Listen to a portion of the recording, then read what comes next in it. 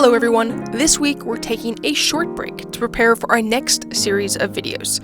So in the meantime, we're throwing it back to our series on D.L. Moody. We've combined all three videos into one convenient video for you to enjoy.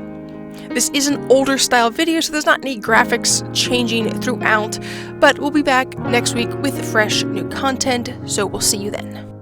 Before we dive into the episode and start talking about specifically the person who this episode is about, I want to lay a little bit of background for us. So if you join me this summer, we read through D.L. Moody's biography, 14 weeks of content there, and I believe it was 48 chapters. During that reading, you may remember at the very beginning that Moody's father died when D.L. Moody was very young. And he had many other men in his life, his brothers, uncles, and employers, who aided him in becoming a conscientious young man. Now we know that church attendance was not a debatable question in his family, but it was as inevitable as a law of nature. So the influence of his family, and his mother in particular, had a tremendous impact on young Moody's life. Yet, even with weekly church attendance and daily devotions, it did not click for Moody that he was in need of a savior. That it was for him, Dwight Lyman Moody, that Christ had died on the cross to pay for his sin. That realization would come later. But from the age of 10, Moody began to work away from home. He did farm work, delivered paper, hauled, and cut logs. Before he finally exclaimed to his brother Edwin one day, "I'm tired of this. I'm not going to stay here any longer. I'm going to the city." Seems to be a common cry throughout that era of people just wanting to go somewhere else. It still happens today. People are like, hey, I live in a small town. I want to go to Nashville or Los Angeles or New York. We still have this interest in big cities. So regardless, that was Moody's thing. And so the city Moody intended to go to was Boston. It was close by, so he went to Boston. Now his family strongly opposed his going to Boston, as no one believed that he had any special qualification for a successful career in the city. The cities, they understood, were full of young men looking for positions, while at Northfield, where he lived, he was at least assured of steady work on the farms. But young Moody had made up his mind that the one thing for him to do was to go to Boston, and in spite of all obstacles, make a career for himself. Well, Moody floundered in the big city for a week, and though he had two uncles with businesses in the city, neither offered him a job. He assumed that they would come to him to offer employment. One of his uncles ventured to offer him a little advice after they saw that he was struggling. And this uncle told him that his self-will was greatly in his way, and that modesty was sometimes as needful as courage, and suggested that his other uncle, Uncle Samuel Holton, would no doubt be glad to do something for him if he would show himself a little more willing to be governed by people who were older and wiser than himself. Well, 17-year-old Moody swallowed his young pride and asked his uncle, Samuel Holton, for a place in his shoe shop. Well, his uncle offered him a place, but on the following conditions. He said, "Now, my men here want to do their work as I want it done. If you want to come in here and do the best you can, and do it right, and if you're willing to ask whenever you don't know, and if you promise to go to church and Sunday school, and if you will not go anywhere that you wouldn't want your mother to know about, we'll see how we can get along. You can have until Monday to think it over." "I don't want till Monday," was the prompt response. "I'll promise now." And this started to set in motion steps that would lead towards Moody's conversion. This uncle, Samuel Holton, puts him in a position where, hey, if you're going to work for me, great, but you're going to go to church and Sunday school. And this leads him to the Mount Vernon Congregational Church, where he was enrolled in the Sunday school class of a Mr. Edward Kimball. And this is who we want to talk about today. I'm not sure exactly, actually now, as I think about it, if they pronounce it as Kimball or Kimball. It's probably more Kimball, because it's spelled Kimball. It's probably more Kimball. I'll try to pronounce it that way. And let's talk briefly about this man. Edward Kimball was born in Raleigh, Massachusetts on July 29th, 1823. He received a common school education and later attended local academies. His parents had intended he should study for the ministry, but his health at that time prevented it. His father was a teacher in the public schools at Raleigh, and his son succeeded him. When he was 23 years of age, he went to Boston and engaged in the carpet business. He became the first traveling salesman in the country to handle carpets outside of the local territory, and he also became the head of a large carpet house in Boston. Now, in addition to the work that he was doing throughout the week, Mr. Kimball volunteered his time as a Sunday school teacher at the Mount Vernon Congregational Church. I'm not sure how long Mr. Kimball had been teaching Sunday school when Moody began to attend, nor do I know how long Moody attended before some things began to change. Let me explain a little bit. When Moody came to the Sunday school, he didn't know where the book of John was. There's a story recounted that Mr. Kimball said, turn to the book of John, and everyone else knew exactly where that was, and Moody was back in the Old Testament trying to find the book of John, and Mr. Kimball helped him out, but realized that he didn't know a lot about the Bible, where things were, so we learned that Mr. Kimball took an interest in young Moody. This young man who was far away from home, living in a big city for the first time, but who's very much still a farm boy. And so he took an interest and saw something in this young man. Now, from the book, The Life of D.L. Moody, written by his son, we find a recounting by Mr. Kimball of the story of D.L. Moody's conversion. Because up to this point, Mr. Kimball had been gradually leading the young man to a fuller knowledge of God's plan of salvation. But Moody hadn't made that choice yet. And he needed, Mr. Kimball thought, maybe an additional personal interview to bring him to that decision that he needed Christ. Mr. Kimball may have seen something that Moody, in a group setting, maybe he wasn't getting it. Maybe he needed that personal interaction. And so Mr. Kimball went to Moody's place of business to speak with him. And here is that recounting. It says, I determined to speak to him about Christ and about his soul, and started down to Holton's shoe store. When I was nearly there, I began to wonder whether I ought to go in just then, during business hours. I thought that possibly my call might embarrass the boy, and that when I went away, the other clerks would ask who I was, and taunt him with my efforts in trying to make him a good boy. In the meantime, I had passed the store, and discovering this, I determined to make a dash for it, and have it over at once. I found Moody in the back part of the building, wrapping up shoes. I went up to him at once, and putting my hand on his shoulder, I made what I afterwards thought was a very weak plea for Christ. I don't know just what words I used, nor could Mr. Moody tell. I simply told him of Christ's love for him, and the love Christ wanted in return. That was all there was. It seemed the young man was just ready for the light that then broke upon him, and there, in the back of that store in Boston, he gave himself and his life to Christ. Mr. Kimball's interest in his young men, the men that he taught in Sunday school, went beyond just that hour and a half, however long they had Sunday school at the time. It went beyond that time frame, to the point that he was willing to, on a Saturday, his time off, to go and speak one-on-one with Moody. You could tell that Moody was close, that he hadn't fully grasped the need of salvation yet, but that he was close. And so Mr. Kimball went and personally spoke with him. If you're thinking about Sunday school teachers and people who are working with, whether it's children, teenagers, adults even, having that personal interaction, to not just be interested in someone during that scheduled set time during Sunday school or a small group time, but going beyond that. If you're just thinking about them one day, to send them a text message, or to give them a phone call, or to try to set up a meeting to go and talk with them. It might not work out as well today to go unannounced to their place of work and speak to them. Some businesses, that might be fine, you could do that. And that wouldn't be bad if you know that, let's say a young person, let's say they work at Starbucks, and you're like, hey, I'm just going to go and order a coffee and say hello and give some words of encouragement. That would be a great thing to do. If you know where they work, if you know that maybe they're struggling with the work environment that they're at, if you could go and just be there for a brief moment as a reminder of, hey, there's someone who cares about you, that could be a great thing. It's the small things that make a big impact and help people to know that you care about them. It's so easy and so insincere. We can just send a text message, and that's a good thing to do, but it can be so insincere. That phone call, that showing up to see them, can make a very, very big impact on showing someone, especially someone who isn't saved yet, that you can make that impact, that you show that you care about them, is very important.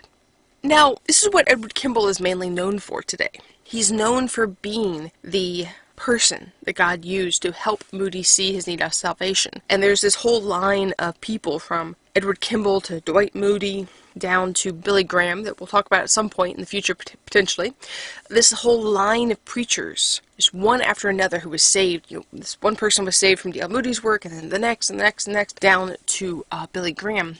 But Edward Kimball did more than that. And we don't know the impact that he had on his other students. We don't know who any of his other students were. That would be an interesting fact to know. Who else did Edward Kimball have an impact on? Because Dwight L. Moody was the most prominent, the most visible person that he had an impact on. Who else did he have an impact on? Someone who maybe was behind the scenes. Someone who had a smaller position. Someone who maybe was just faithful in his church every week. We don't know who those people were. but I'm sure if he had an impact on Moody, then he had an impact on others as well. But he didn't just have an impact on individuals. He also had an impact on churches as a whole. Mr. Kimball was a resident of Boston for more than 50 years, and he served and worked at Mount Vernon School for quite a long time. But he had another peculiar task that would take up the last 25 years of his life. This task, this work that he did, the inspiration came while he was on a business tour of the Pacific States. While representing the firm of A.H. Andrews and Company of Chicago in San Francisco in 1875, he assisted in the work of the Westminster Presbyterian Church and Mission. In the absence of a pastor, he occupied the pulpit several times, and shortly before the time of his departure, he decided to make an effort to clear away the debt that practically had overwhelmed the church. In a meeting he had with the church, the forceful eloquence of this layman accomplished the task that had proved futile to the clergy, and Mr. Kimball was successful in helping the church to clear their debt. With the success, he decided to devote himself solely to the work of freeing churches from debt.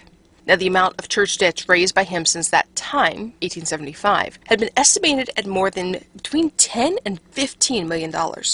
Among the churches that have been aided by Mr. Kimball's efforts are the Lincoln Park and the Union Park Congregational Churches, the Emmanuel Baptist Churches of Chicago, and the largest debt raised by him was that of Dr. Robinson's Presbyterian Church of New York City, where $110,000 was raised at 2 meetings.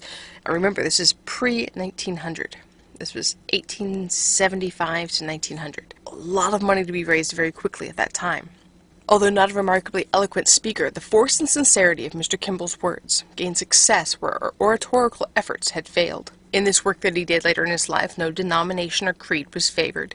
Methodists, Presbyterians, Baptists, Congregationalists were all treated alike.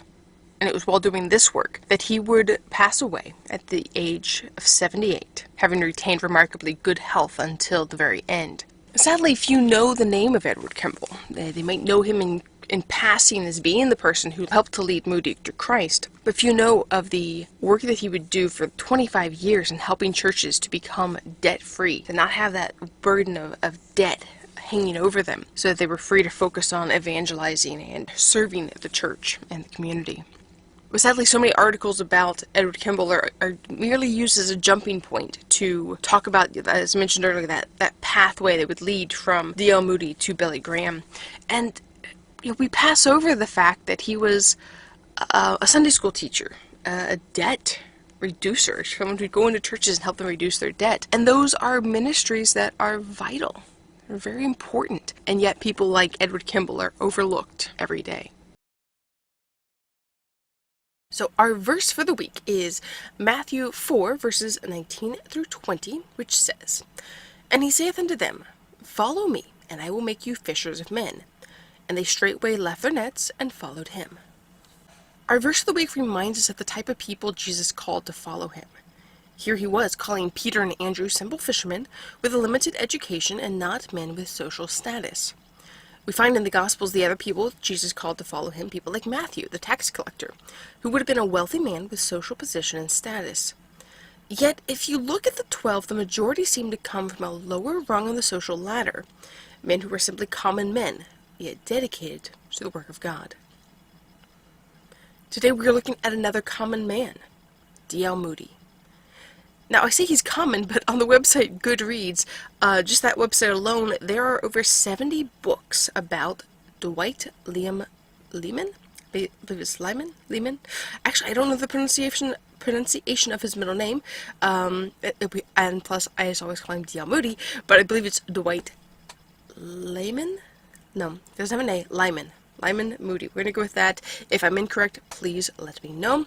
But authors have taken a look at his life in general, starting with his birth in Northfield, Massachusetts, on February 5th, 1837, until his death on December 26th, 1899, at the age of 62, owing to a weak heart.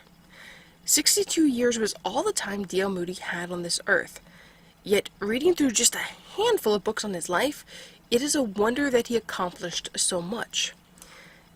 We have to realize that the majority of Moody's work was accomplished during the period of history we know as the Gilded Age, which followed on the heels of the war between the states and extended into the 1900s.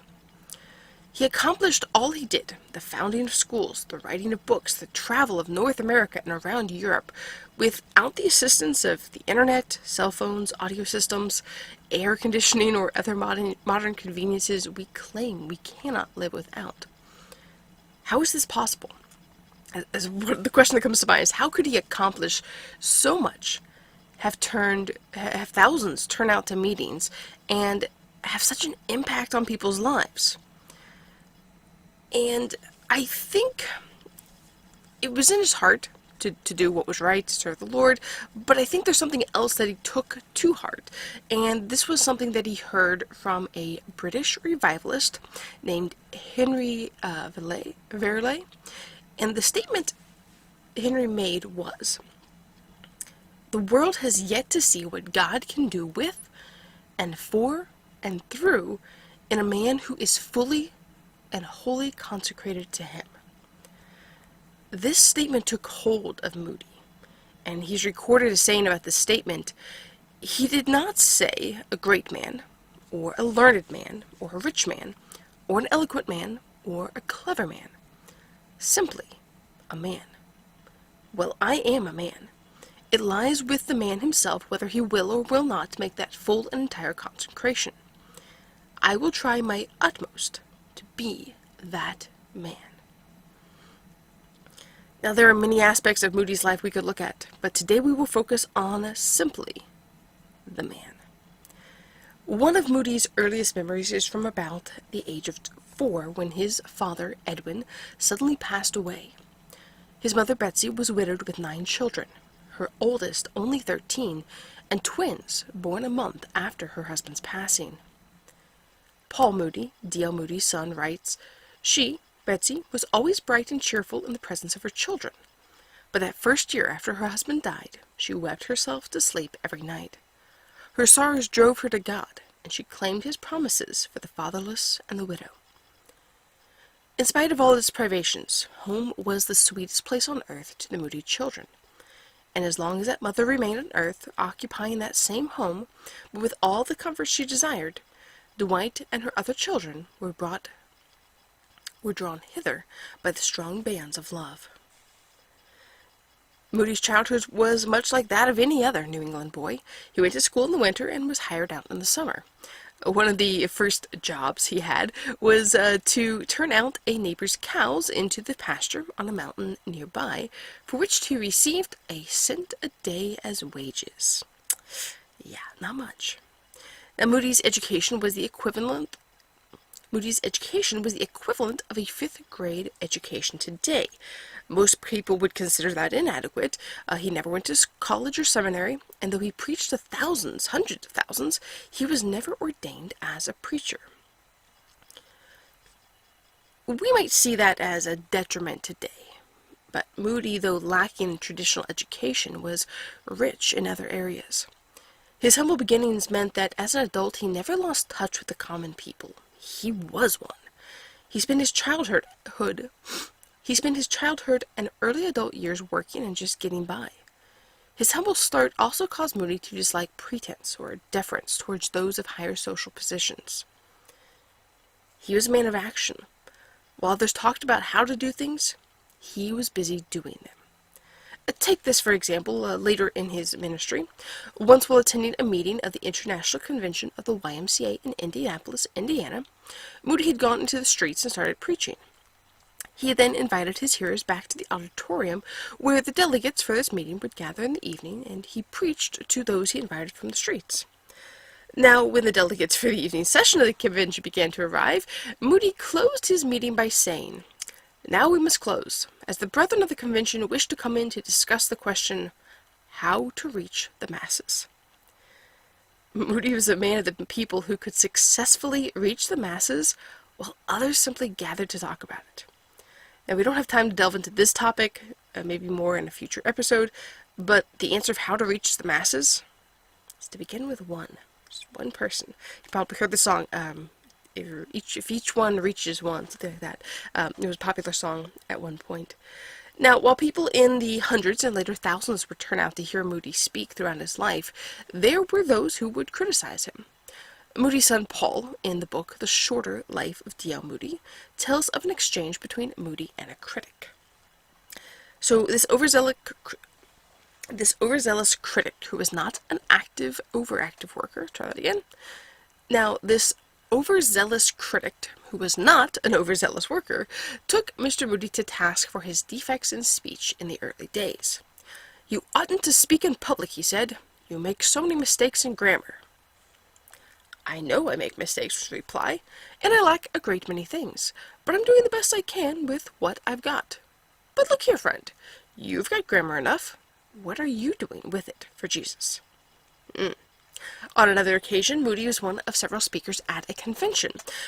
A minister who followed him took occasion in his speech to criticize him, saying that his address was made up of newspaper clippings, etc. When he sat down, Mr. Moody stepped to the front again and said he recognized his want of learning and his inability to make a fine address.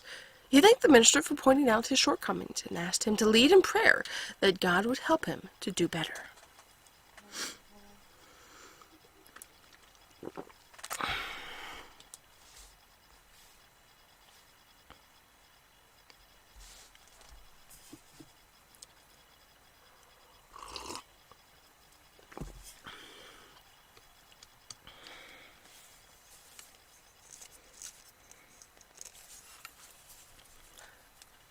We're going to take a moment to talk about Moody's sermons, because it is true that the majority of his sermons contain items he had clipped from newspapers, or had written down, notes he'd written down, that, it's really, his system is very interesting. So let me read another portion. His system is described by his son, again, Paul Moody, about how Moody would compile his sermon. So, Paul Moody, I believe this is Moody's, I don't know if it's his youngest son for sure, it's not his oldest son, but his name is Paul Moody, and so here's his description of how his dad would compile sermons. So, having decided to prepare an address on any topic or text, he preferred to use subjects mostly. His first step was to take a large envelope, and on the outside write the title or reference. For example, Heaven, Psalms 23, Backsliders, Let the Wicked Forsake, How to deal with inquirers. Into such envelopes he crowded extracts copied from sermons and commentaries, cuttings from newspapers, original thoughts and suggestions, anecdotes and illustrations from his own experience, scraps of all kinds that had any bearing on the subject under consideration. Hundreds of these envelopes are in his study, and many of them fat and showing signs of frequent use, but many represent sermons in embryo. Whenever Mr. Moody wished to preach on a certain subject, he ran through the envelopes of thoughts and clippings, and selected such points and anecdotes as he wished to use on that occasion. Weaving these into an outline and taking sheets of notepaper, he wrote out catchwords and fastened the sheets into his Bible by means of elastic bands. This method of making sermons he found to possess many advantages. It gives full opportunity for impromptu inspiration, as the preacher is not bound hard and fast to a written manuscript. Many of Mr. Moody's best and most often quoted sayings were unpremeditated. He always insisted that what the church needs is men who can think on their feet. It avoids monotony. It avoids monotony and formality in the frequent repetition of a sermon. People say, "I repeat my sermons," said Mr. Moody. "Of course I do. I am glad to do so. Some ministers are afraid if they repeat their sermons they will lose their reputation. Give up your reputation and you will get along all right. If you have a sermon that has been blessed of God, don't be afraid to use it again and again." He must have repeated some of his sermons hundreds, if not thousands of times, and they always sounded fresh to one who had heard them again and again. The secret undoubtedly lay in part in the nature of his subject, as no one could listen to an actor or a lecturer repeatedly delivering the same selection without losing interest. The same being the reason why the Bible remains a fountain of perennial interest. Part was due to his freshness of delivery, but credit must also be given to his method of sermon making, which permitted a variation of outline that means continual freshness in the substance of his address and in the order in which his points and anecdotes were marshaled. And Mr. Moody was not a great scholar. He was, as we talked about before, simply a man, but took what he heard and read and made use of those things he learned to share them with others. He could do this and be successful, not because of perfectly laid out sermons, but because he had a heart to reach the people. Now, preachers today want to reach people and make an impact on their lives, but many take two common routes. They either make the services worldly and entertaining with a little bit of Jesus tossed in, or they tend to make God distant and unreachable to the common man. Moody was able to draw the common man and help them hear the truth of the gospel. Let me read just a little bit. I have a long section here that C.I. Scofield wrote about D.L. Moody, but let me just read I think the first section of this here. So it says, D.L. Moody as a preacher was much criticized from the standpoint of academic homiletics, nor would any think of defending his preaching method on that ground. But that for 35 continuous years, in the centers of culture and of active, practical thought in the English-speaking world, this self-taught preacher drew the greatest audiences which affronted any modern speaker on any theme. This fact, one would say, should suggest to teachers of homiletics that possibly they might learn something from him. So he didn't go to school. He didn't have all of this great knowledge. He didn't maybe know all the Greek words, all the Hebrew words. He hadn't studied either of the original languages of the Bible. But he was able to reach the common people. Now, Moody did tend to shy away from doctrine, at least to preach on doctrine. And over the years, and even at the time, people accused him of following a myriad of religious beliefs, from being an Arminian to a Calvinist.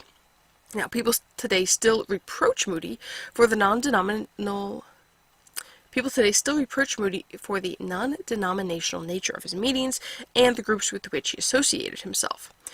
Now, one of the reasons Moody may have led his outreach efforts in this way is owing to his association and early training from the YMCA. Now, we could quibble about whether this was right or not, but we will leave that discussion for another time. So, we're just coming up with plans for new episodes. Now, one thing that does seem to be true, and in line with Scripture, is Moody's stand on salvation. He is stated as believing, once in grace, always in grace. Or the more common expression we use today, once saved, always saved. So that, at least, he didn't have any concerns. It doesn't sound like about, you can get saved and then lose your salvation. So at least on that ground, we're good. Now, whatever we may think on some of the finer points of Moody's life and ministry, one thing I hope we can agree on is his dedication to reaching people with the gospel. That's the main point I'm wanting to draw out here.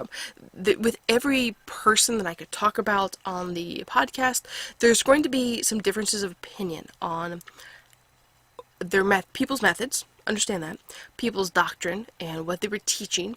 But we're trying to focus on seeing how God used a person, especially someone like Moody, who, until I think I started researching for this episode, I did not realize he only had a 5th grade education. I've seen all the books that are written by him, or at least compiled, have his name on them. However, I'm not totally sure. Now I gotta research that part fully. But I was unaware that he was so, in worldly terms, so poorly educated. But I find that I don't want to say more inspiring about him, that doesn't sound quite right, but it definitely makes me more interested in his life because he didn't take the time to go learn. He didn't sit in a university. He took what was on his heart. He learned from those around him. He was listening to others preaching, and he was able to take what he learned, compile it, use his own style, and be able to reach people. And I think that's pretty impressive. So we can agree on that. Now, an early Chicago acquaintance of Moody recalls, no one ever thought he would amount to much on account of the fact that he was so poorly educated. And that's common. Yet we are reminded of the quote, "The world has yet to see what God can do with and for and through and in a man who is fully and wholly consecrated to him." Now, I have to wonder, what would the Gilded Age have looked like if D.L. Moody had allowed his educational limitations to stand in the way of sharing the gospel? Moody was willing to be what he was, simply a man willing to use the voice, the strength, the time, the talent for reaching people he had to share the gospel with others. Today, if we were to hear someone like D.L. Moody speak, would we listen to him? Would the incorrect grammar, poor pronunciation, perhaps the physical appearance of the speaker cause us to tune him out? So that's a reminder for us that the next time we hear a preacher who maybe is not as polished as we are used to, that we shouldn't discount him. Just like God used humble fishermen, who were despised, to begin spreading the gospel across the globe, so God can use simply a man willing to be used of him.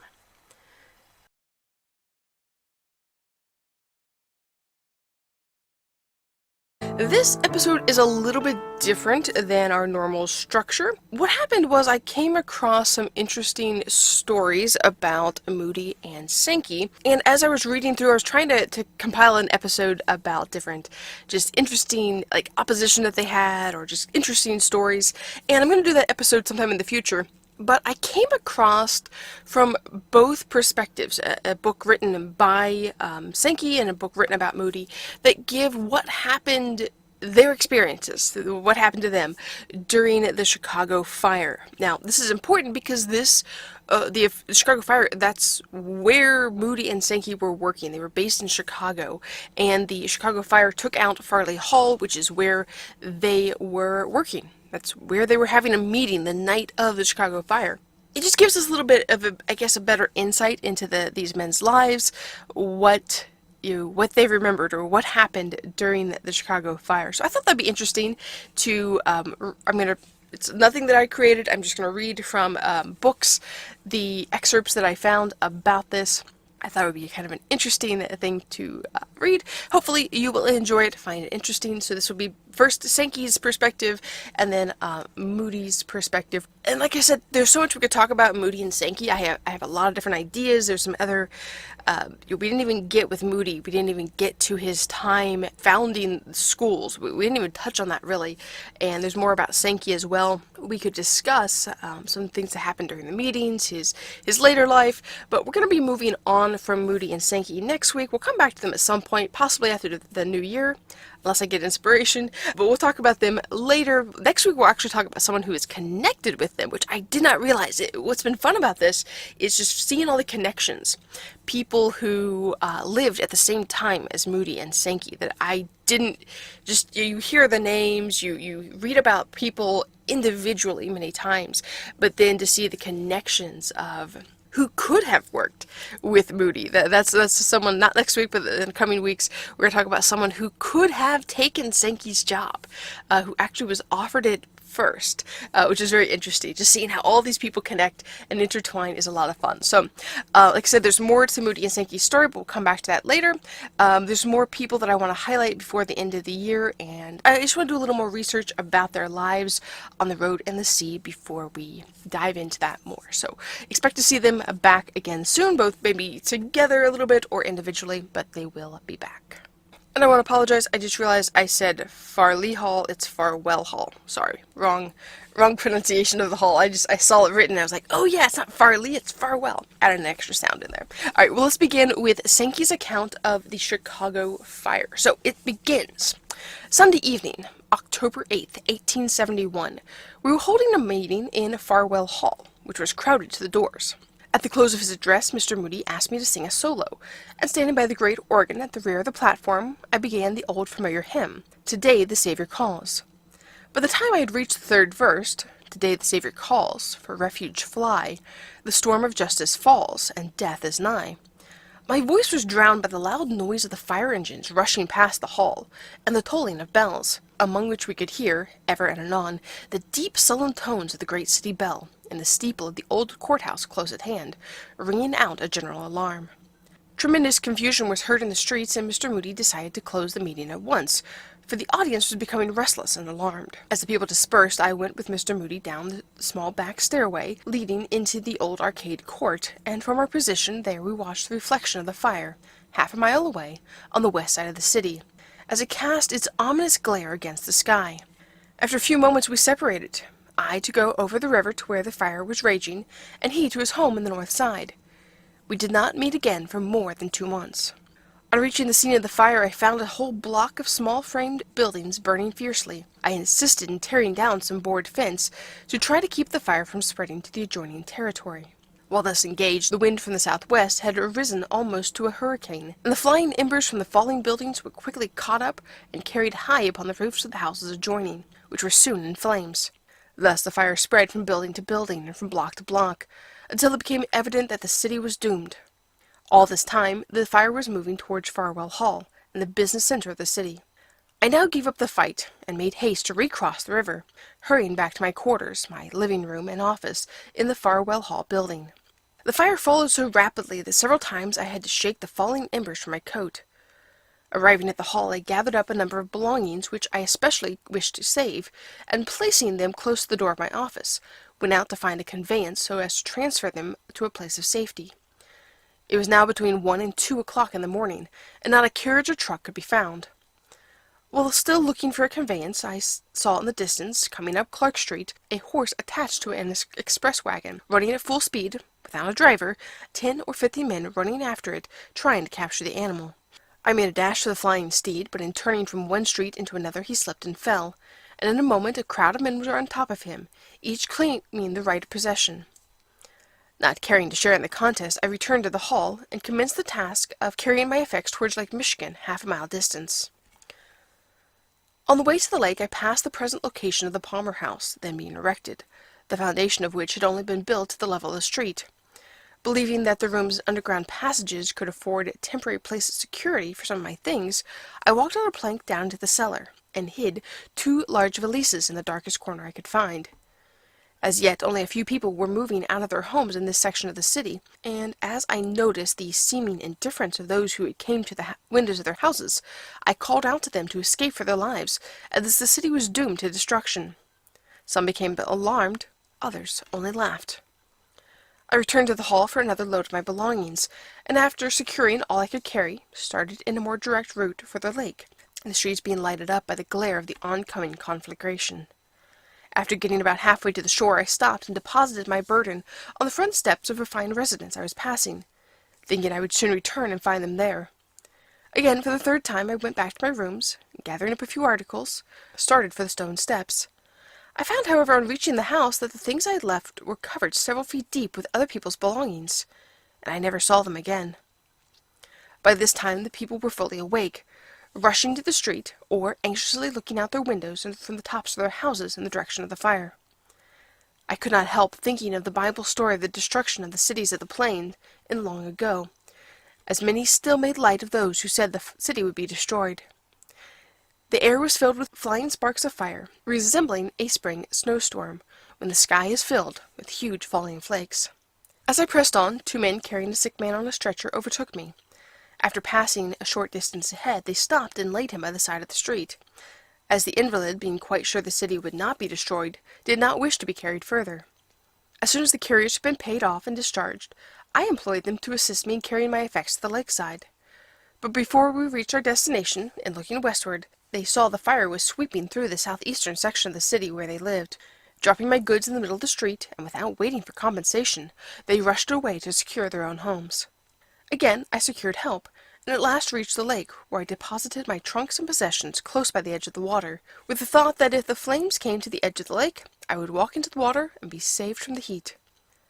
Remembering my first attempt at carrying my goods away from Farwell Hall, I returned to the Palmer House block to secure, if possible, my first cargo, very much fearing that the things would not be there when I reached the place, as I thought some night wanderer might have noticed my leaving them, and appropriated them to his own use. Much to my joy, I found them still there, and carried them away to the lake. By this time I was greatly exhausted, and much famished for want of water, that along the shore being not fit to drink. I asked another refugee, who was in like case with myself, watching his little store of precious things, if he would look out for mine, while I returned into the city to get some water to drink. The man consenting, I went back to Wabash Avenue, one of the finest residential streets in the city, and entering one of the large houses, asked if I might have some water. I was told to go into the rear of the building and get all I wished. I found a faucet, but on attempting to draw water, air rushed out instead. This was my first intimation that the waterworks, 2 miles to the northward, had been destroyed. A few minutes later I heard a terrific explosion which seemed to shake the city. I was told that the city gasworks had blown up. Things began to look very desperate. No water, no light in the houses, and the city in flames.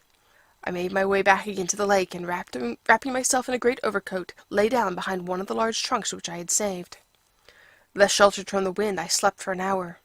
On waking, I could hear the rush and roar of the fire coming nearer and nearer. The sun, slowly rising out of the waters of the lake, seemed like a red fireball. The wind had not fallen, and huge waves were breaking on the shore at my feet. I now felt that I must have water to drink, and after wandering along the shore for some distance, found some small rowboats, and asked a man nearby, who seemed to be their owner, if I might have one to go out to the lake for fresh water. Yes, he said, if you can manage the boat, you can have it, as we are not likely to have much more boating in this section for some time to come. So I took possession of one, and rowed down to where my goods were deposited. Rolling them on board, I made my way out into the lake, passing through the piling on which the railway was built in front of the city. After getting my boat through the piling, I rowed out far enough to find fresh water. Then, tying my boat to some timbers that were being used for the erection of a new water break, I climbed upon the pile of lumber, and for several hours watched the destruction of the city. Every few minutes a loud explosion was heard. I afterwards learned that these were caused by the blowing of the buildings, by order of General Sheridan, who was in the city at the time, so as to form a barrier against the fire and prevent its spreading to the southward. It was interesting to watch the tramps and thieves carrying away on their backs large bales of silk and satin goods which they had taken from the burning stores in the wholesale district. Most of them followed the railway track southward, not knowing that at the place where the track reached the land a company of fire insurance agents were waiting with open arms to relieve them of their burdens. The day wore away, but the city was still burning, and as the sun was sinking in the west, a song came into my mind which I had been singing a few days before in Mr. Moody's large Sunday school on the north side, and I sang it through as I sat there, waves beating about me. The first verse was as follows: Dark is the night, and cold the wind is blowing. Nearer and nearer comes the breaker's roar. Where shall I go, or whither fly for refuge? Hide me, O my Father, till the storm is o'er. I finally determined to get back to land, but was not aware of the fact that the riding of my boat upon the waves had almost sawn asunder the line which had been attached to the timber.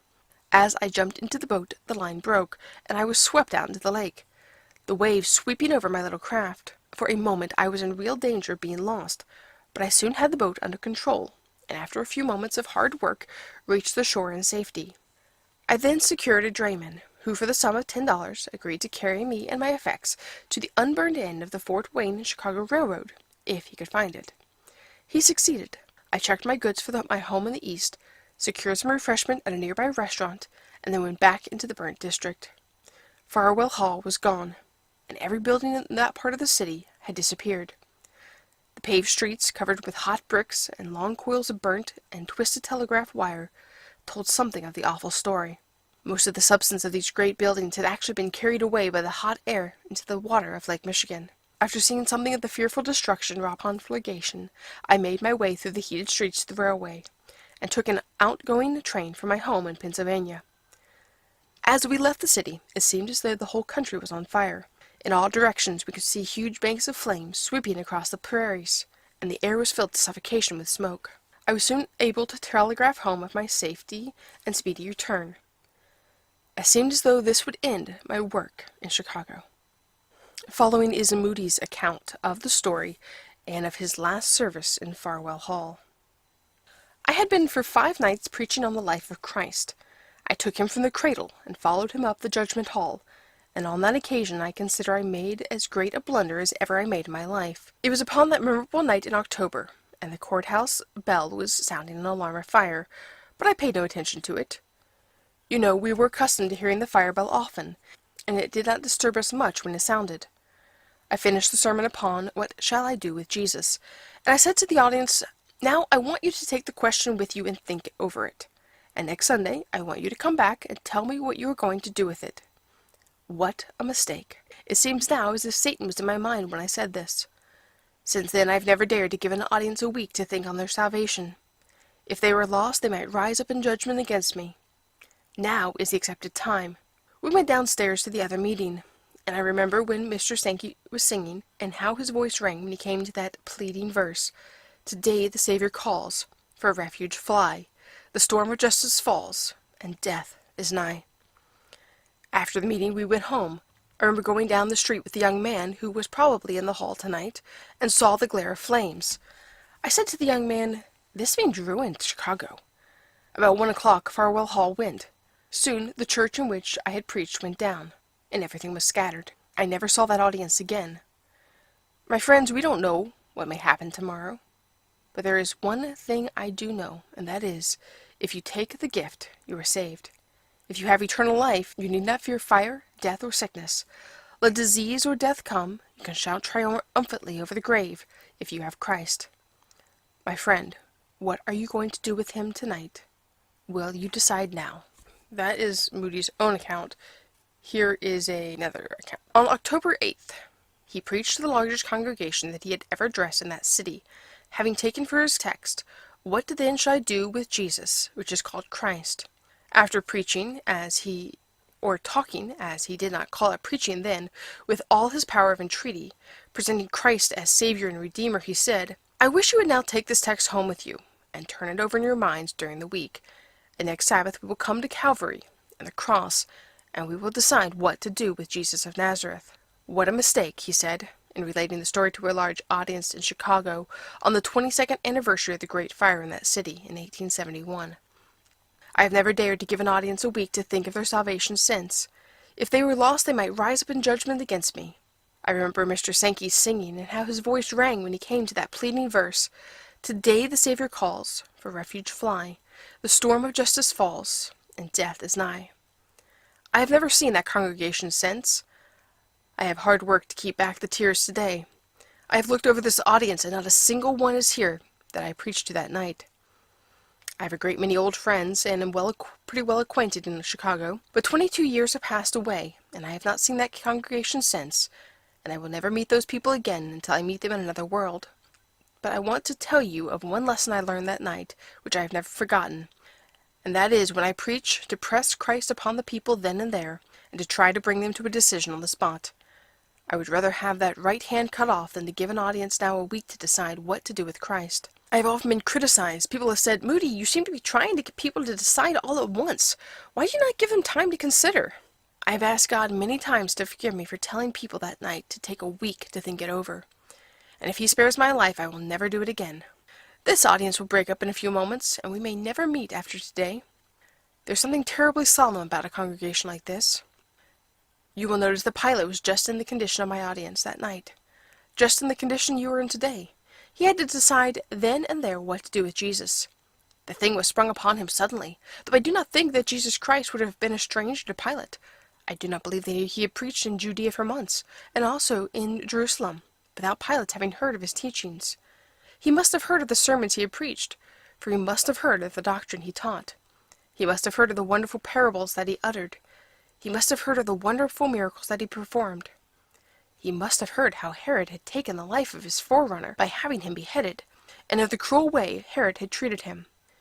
Pilate was no stranger to Jesus of Nazareth. Ever since that night of the great fire, I have determined, as long as God spares my life, to make more of Christ than in the past. I thank God that he is 1,000 times more to me than he was 22 years ago. I am not what I wish I was, but I am a good deal better than I was when Chicago was on fire. The Great Fire swept out of existence both Farwell Hall and the Illinois Street Church.